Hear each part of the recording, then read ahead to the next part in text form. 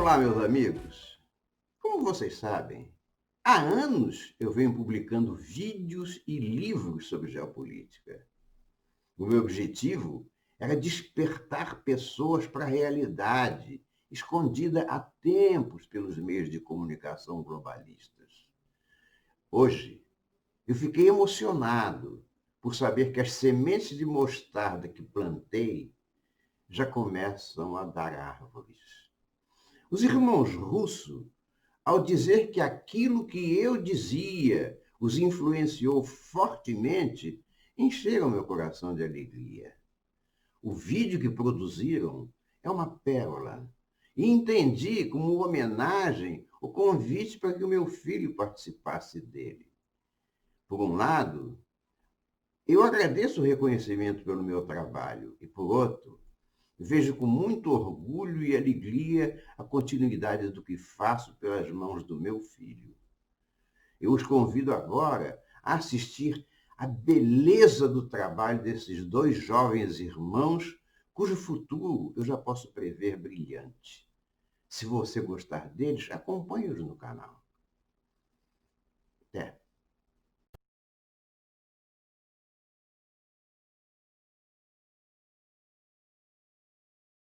A primeira grande civilização foi a egípcia, que depois fora superada pelos assírios, que foram superados pelos babilônicos, depois pelos persas, que foram superados pelos gregos, pelos romanos,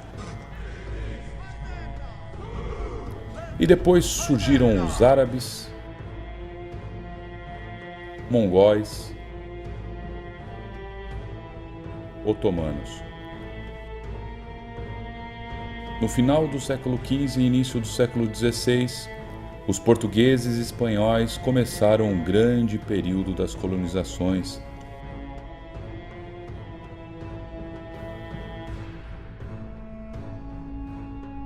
Depois vieram os russos, britânicos e chega-se à Primeira Guerra Mundial.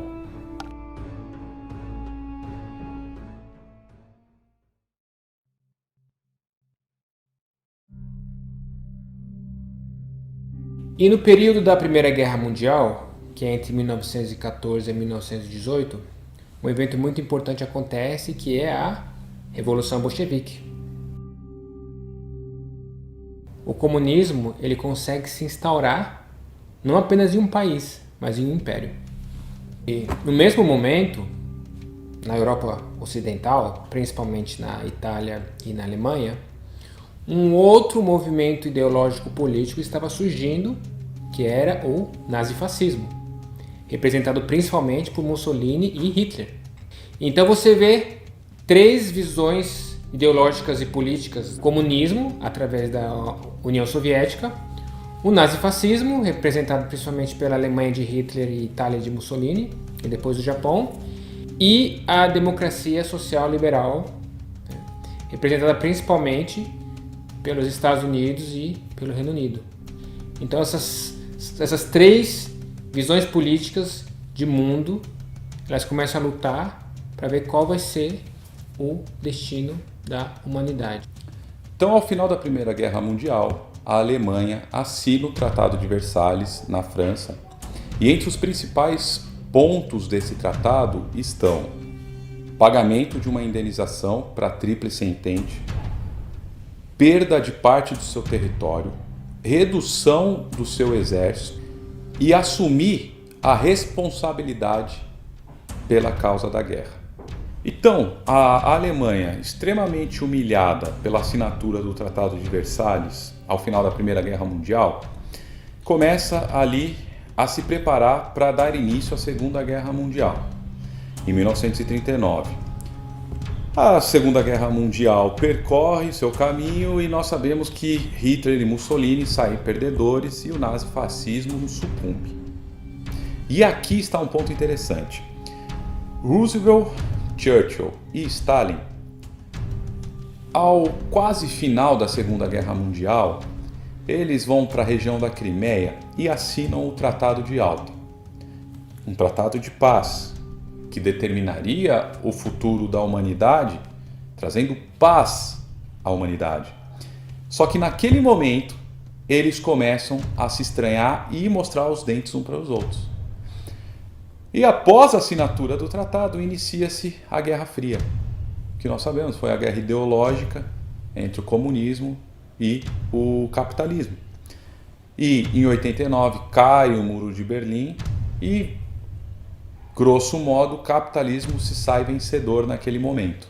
E enquanto o mundo ocidental, né, Estados Unidos e Europa Ocidental, o mundo capitalista, ele comemorava, né, a queda da União Soviética, né, o fim do comunismo, começaram a surgir vários milionários, bilionários, pessoas muito ricas da União Soviética, né, depois da queda da União Soviética, ou seja, essas pessoas muito ricas começaram a surgir do nada. E claro que a elite global, analisando isso, eles falaram, poxa vida, esses carinhas são bem safadinhos, hein? Eles nos enganaram. Ou seja, existia um capitalismo oculto na União Soviética. Porque a economia, ela é capitalista. Tá? Quem estuda economia sabe que é impossível. O modelo comunista, econômico, ele é impossível de ser feito. Então, a elite ocidental se deu conta que o comunismo é a forma perfeita de governo. É a forma ideal que eles gostariam de implantar. Por quê? Porque ao mesmo tempo você tem controle social muito rígido e um capitalismo oculto acontecendo. Mas tinha um pequeno detalhe. Essa forma revolucionária, brutal, né, do Stalin, de Mao Tse-tung, essa forma não agradava muito a elite sofisticada ocidental, né? Então, a elite ocidental, muito sofisticada, ela resolveu fazer uma abordagem diferente. E eles escolheram o marxismo de Gramsci, que prega que você tem que tomar o poder se infiltrando nas instituições, na educação, no sistema religioso, na mídia. E foi aí que surgiu o projeto da Nova Ordem Mundial. We have before us the opportunity to forge for ourselves and for future generations a new world order, a world where the rule of law, not the law of the jungle, governs the conduct of nations. When we are successful, and we will be, we have a real chance at this new world order, an order in which a credible United Nations can use its peacekeeping role to fulfill the promise and vision of the UN's founders. Agora, quem representa a nova ordem mundial? Toda a elite político-financeira do Ocidente, a grande mídia, grandes corporações, fundações Ford, fundações Bill e Melinda Gates, e eles desenvolveram uma ideologia que quer transformar o mundo num só, sem fronteiras, sem divisões, homogêneo, onde o ser humano não passa de um mero consumidor. Agora eu te pergunto, como implantar essa nova ordem mundial num mundo que tem tanta cultura, tradição, religião, costumes diferentes e que são passados de geração em geração? Avós, pais, filhos, netos. É possível transformar o mundo em um só? E um grande exemplo disso, desse movimento de destruição de valores familiares, valores cristãos, valores da pátria, é a União Europeia. Apesar do nome ser União Europeia, tome muito cuidado, porque na verdade não é apenas uma União Europeia, mas é uma União globalista. Então a União Europeia, a elite de Bruxelas, eles têm uma agenda de anticristianismo, de destruir as raízes culturais da Europa, destruir as fundações da Europa, que são as raízes cristãs, o amor à pátria, a beleza da arte europeia. Posso te dar um exemplo. Tente comparar uma música de Bach com essas músicas modernas contemporâneas Euro. Horríveis, cara. Você vê uma degradação moral, você vê uma degradação espiritual, e é esse o objetivo dos globalistas. Eles querem destruir o velho para trazer o novo.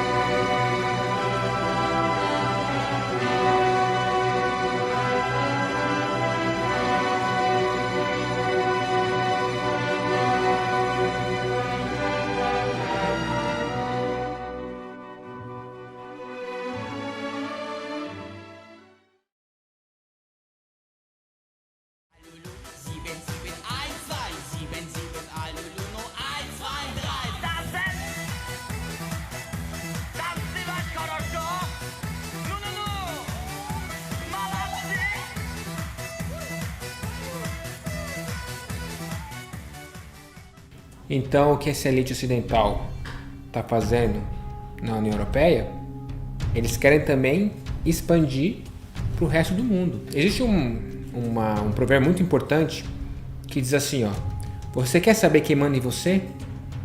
Veja quem você não pode criticar. Uma pergunta: hoje você pode criticar abertamente Jesus Cristo, Deus, igreja, conceito de família, o presidente conservador que você tem?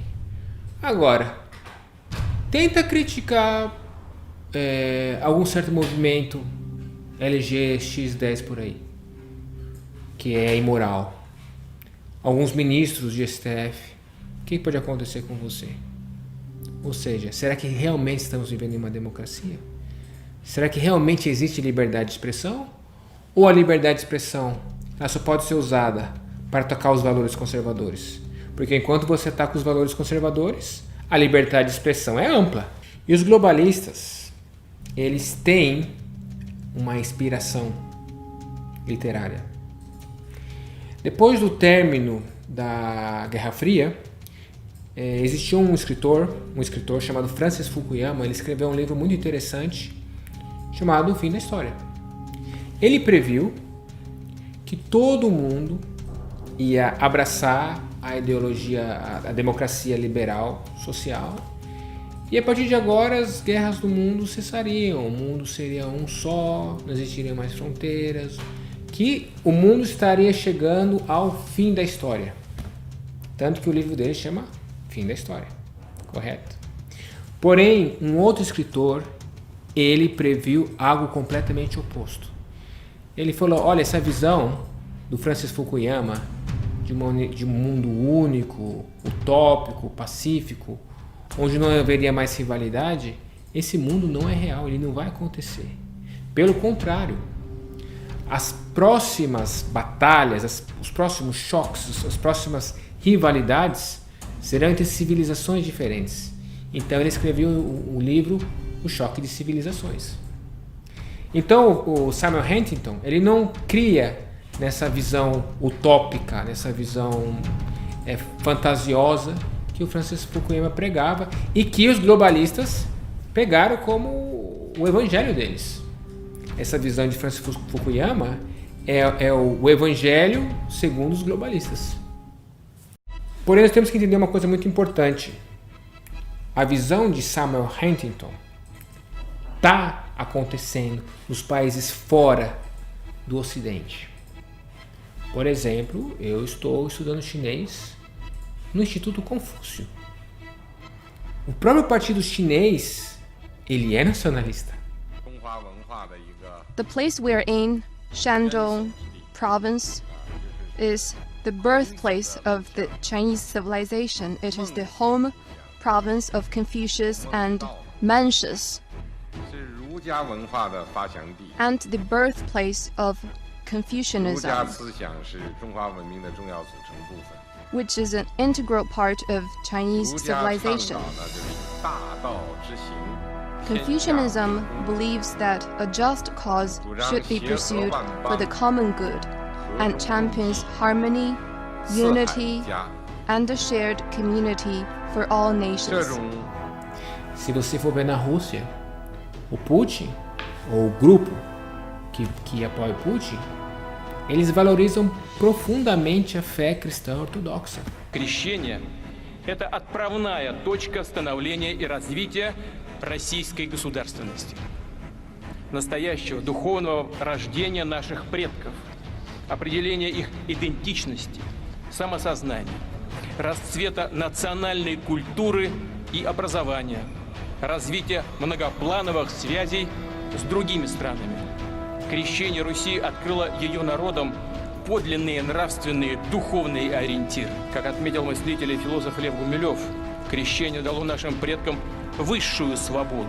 Свободу выбора между добром e zlom. Temos também a Índia. Não sei se você sabe, mas o partido democrático mais popular do mundo é o partido do primeiro-ministro Narendra Modi. É o partido mais popular. Claro que a população indiana é gigantesca, mas o partido do Modi tem ganhado massivamente todas as eleições. Massivamente. E existem casos, né, que eles querem transformar até o nome da Índia, de Índia para Hindustão, ou seja, terra dos hindus. E o Narendra Modi é extremamente, ou o partido que apoia ele, tem vários elementos bem nacionalistas e bem hindus. Tem também a Turquia, do Erdogan, que quer trazer de volta o Império Otomano, tanto que ele persegue uma política que muitos analistas internacionais chamam de política neo-otomanista, ou neo-otomana. Temos também o Irã, que é o centro do poder xiita do mundo, porque eu não sei se você sabe, mas o Irã ele é muçulmano xiita. Então você está analisando, pouco a pouco nós estamos analisando, estamos percebendo que o mundo não ocidental ele está caminhando para uma retradicionalização. Ele está caminhando para um renacionalismo. A religião está sendo resgatada de novo. Porque o mundo não ocidental ele percebeu que essa visão liberal, essa visão utópica do mundo não vai mais acontecer. E esse é um desafio para o Ocidente. Até quando o Ocidente vai entender que essa visão utópica, essa nova ordem mundial, jamais vai acontecer. A humanidade é muito diferente. O ser humano, em seu DNA, ele é tribal. Ele gosta de estar em grupos. Entendeu? Isso é parte da natureza humana.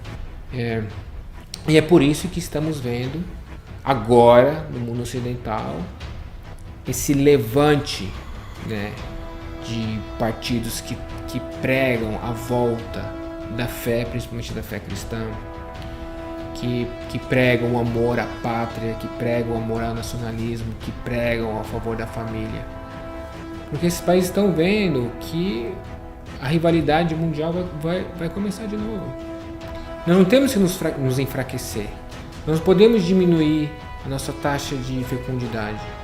Nós não podemos diminuir a nossa força espiritual, moral. Senão nós vamos morrer por dentro. Ou vamos cometer suicídio demográfico e cultural. Então essa é a batalha atual. São duas visões de mundo que estão brigando hoje. Desse lado, o que chamamos de movimento conservador, que esse movimento ou nacionalista ou patriota, ou de direita, você pode chamar como você queira, mas esse movimento que quer trazer de volta a fé, que quer trazer de volta a família, que quer trazer de volta o amor ao seu próprio país, e o movimento que é o movimento da nova ordem mundial, que quer um mundo global. Então eu quero te dar um exemplo da onda crescente conservadora que tem acontecido ao redor do mundo. Viktor Orbán, atual primeiro-ministro da Hungria, ele prega a fé cristã, ele valoriza a nação húngara e ele impede, em 2015, a invasão islâmica. E por que ele impede essa invasão dos refugiados? Porque 95% são homens em idade militar. E há uma quantidade enorme de homens que vêm do Paquistão, do Marrocos, ou seja, países que não estão em guerra. Outro exemplo que nós podemos citar é a Polônia. A Polônia, em 2015, teve eleito o primeiro-ministro e o presidente de um partido chamado Lei e Justiça, um partido conservador. E, desde 2010, algumas marchas têm ocorrido na Polônia, e dentre o clamor dessas marchas está Jesus Cristo como rei da Polônia e a valorização da cultura polonesa. E a Hungria e a Polônia, por terem essa postura conservadora, acabam se tornando uma pedra no sapato da União Europeia, que tem uma agenda globalista. E falando em Europa, outro exemplo europeu, que para mim é o único país da Europa ocidental que realmente está mudando para a direita, é a Itália. Eu não sei se você sabe, mas o político mais popular da Itália é o Matteo Salvini, que também é de direita, é conservador, tem boas relações com o Bolsonaro, com o Trump, com esses partidos de direita da Hungria, da Polônia. E o partido dele, que é o La Lega, é o partido mais forte da Itália. E outra coisa sobre a Itália muito importante salientar é que a Itália não é apenas um país da União Europeia. Ela foi uma das fundadoras do projeto da União Europeia. Então perder a Itália é quase que uma sentença de morte para o projeto global da União Europeia.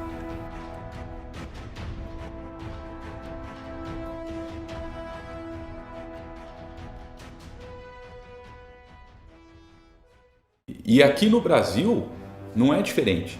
Essa onda conservadora que aconteceu ao redor do mundo aconteceu aqui também. Por que o Bolsonaro ganhou? Não sei se você já teve a oportunidade de ler o programa de governo. O programa de governo dele se baseia principalmente na liberdade de escolha. Ou seja, então você tem liberdade para escolher o modo como você quer viver. Então, se você quer negar todas as tradições, culturas dos seus antepassados e começar um novo estilo de vida, você tem liberdade para isso. Agora, se você quer manter as suas tradições, a sua cultura, os seus costumes, aprender com o passado, valorizar o que foi te passado pelos avós, pelos pais, você também pode. E é importante observar que quando nós escolhemos um candidato, nós não estamos votando na pessoa em si. Nós estamos votando no quê? Nós estamos votando no seu programa de governo. Nós estamos votando no ideal de mundo que aquela pessoa tem, na visão de mundo, o que nós queremos para o nosso país. É nisso que nós estamos votando. Então o atual presidente cometeu vários erros. Ele é perfeito? Não é. Entretanto, é um governo que está colocando o Brasil rumo à prosperidade e no conservadorismo. Outro pilar importante do governo Bolsonaro é segurança pública. Segurança pública, as pessoas sentem medo de sair na rua. O número de mortes por crimes no Brasil é gigantesco. Morre-se mais do que em algumas guerras. Então, um pilar extremamente importante é a segurança pública. E o que o governo fez já no seu primeiro ano? Ele reduziu cerca de 20% a criminalidade. Todos os números por cima, 22% dos homicídios, queda de 30% de roubo de veículo, aumento de mais ou menos 160% de apreensão de cocaína, queda de 40% nos roubos de banco. Em relação à infraestrutura, eu gostaria de dar um exemplo, eu acho que ficou conhecido, a BR-163, que liga o Mato Grosso ao Pará. Essa estrada, ela estava para ser pavimentada há 47 anos. É uma estrada que escoa grãos e alguns outros itens agrícolas. E os caminhoneiros, eles ficavam cerca de 8 a 10 dias, às vezes, atolados, gerando enormes prejuízos. E o ministro da Infraestrutura mobilizou o exército e pavimentou a rodovia. Em relação à economia, o que nós podemos refletir juntos? Não sei se você já teve a oportunidade de ler o PPA. Nesse plano plurianual, o governo tem 7 trilhões para gastar. Desses 7 trilhões, 3 trilhões são para a Previdência, 1,5 trilhão para salário, ou seja, 4,5 trilhões, mais da metade do que o governo tem para gastar é com Previdência e salário. E qual que era a solução do governo anterior? Aumentar a tributação. Ou seja, eu aumento a tributação, torno quase impossível o exercício do empresariado e gasto mais. Não, o plano desse governo é, vamos gastar menos, então vamos enxugar a máquina pública. Reforma da Previdência, reforma histórica da Previdência, reforma tributária. Reforma tributária já está pronta, está com o Congresso para votação.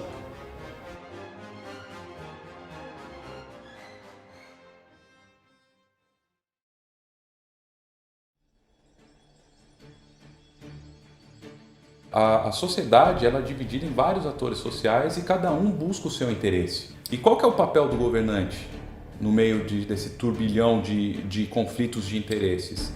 É equilibrar e escolher o melhor caminho para satisfazer a todos. E Platão dizia que ele transformaria um estado extremamente caótico num estado extremamente harmonioso, mudando apenas uma coisa: colocando um governante sábio para governar. Salomão dizia o quê? Dizia que quando o justo governa, o povo se alegra. Quando o ímpio governa, o povo geme. Cícero ele falava assim: mais homens perecem vitimados pela fúria de seus representantes em guerras e revoluções do que em qualquer calamidade de outro gênero. Primeira Guerra Mundial, Segunda Guerra Mundial, Revolução Comunista. Nós precisamos de governantes que estejam comprometidos com a busca pela verdade. E assim nós também. Nós devemos pautar a nossa vida pela busca da verdade a todo momento. E não ter uma visão de mundo onde nós estamos sempre achando meios de agradar os nossos interesses. E eu te pergunto, de onde que nascem todos esses preconceitos? Preconceitos raciais, étnicos, do principal, o preconceito personalístico. É olhar no espelho de manhã e se achar superior aos demais. E você acha que nós resolveremos todos esses preconceitos depredando o patrimônio público e privado, nos degladiando nas ruas? Você acha que é assim que nós resolveremos todos os preconceitos? Não. Nós devemos olhar para si e curar o que temos dentro de nós. E aí você pode me perguntar assim: Rafael, então o que te importa é o Brasil? O resto dos outros países? Não. É justamente por eu amar tanto o Brasil, por eu amar tanto e respeitar o meu país, que eu entendo o amor que o estrangeiro tem pelo seu país. Isso Cícero já falava há 40 anos antes de Cristo. Hoje, sofremos da oikofobia, que é o ódio a si mesmo. É o ódio à sua própria cultura, à sua própria tradição. Não, devemos combater isso, devemos amar a nossa tradição, devemos respeitar a nossa tradição, a nossa cultura e amar a nossa pátria sem ser chamado de nazista, fascista. Porque o nazista, o fascista, ele se sente superior às outras nações. Não, eu pelo contrário, eu amo a minha nação e por amar que eu respeito a nação alheia. Nós precisamos restaurar o nosso amor pela pátria, pelas nossas raízes cristãs e o amor pela nossa família. E que Deus abençoe a nossa nação.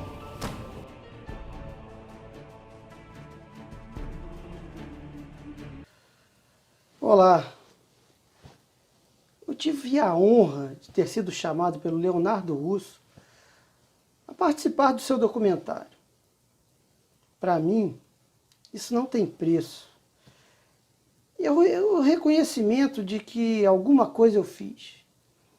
Que eu consegui tocar algumas pessoas com aquilo que falo e argumento há tantos anos. O que falar desse documentário? Eu não tenho muito a acrescentar, já que os irmãos Russos fazem um resumo muito bem feito, deixando pouco espaço, a não ser para se aprofundar em algum assunto já tratado. Mas preferi não me aprofundar em algo já dito e contribuir com algo que fique bem próximo da minha, da sua, da nossa realidade. Nós já vimos que o levante conservador começou e se espalhou pelo mundo, que o mundo está se tornando azul em detrimento da onda vermelha comunista, globalista que nos oprimiu por décadas. A maioria do nosso povo não tinha coragem de se mostrar como oposição a essa onda vermelha. Eu sempre fui um guerreiro nesse sentido. Às vezes falava para as paredes, mas é assim mesmo. De um tempo para cá, venho vendo que pessoas se juntaram a mim e a outros que, como eu, ousaram bater de frente com a nova ordem mundial. Mas tudo isso já fica bem claro no trabalho dos irmãos russos. Eu não acrescentaria nada aqui se falasse as mesmas coisas. O que eu quero falar aqui é que a partir de agora tomemos conta de nossas crianças, para que não sejam mais tomadas pela educação globalista e politicamente correta, onde passam a ser preparadas para serem massa de manobra. Ou seja, cordeirinhos manipulados por lobos e raposas, fadando a nossa civilização judaico-cristã ao fim.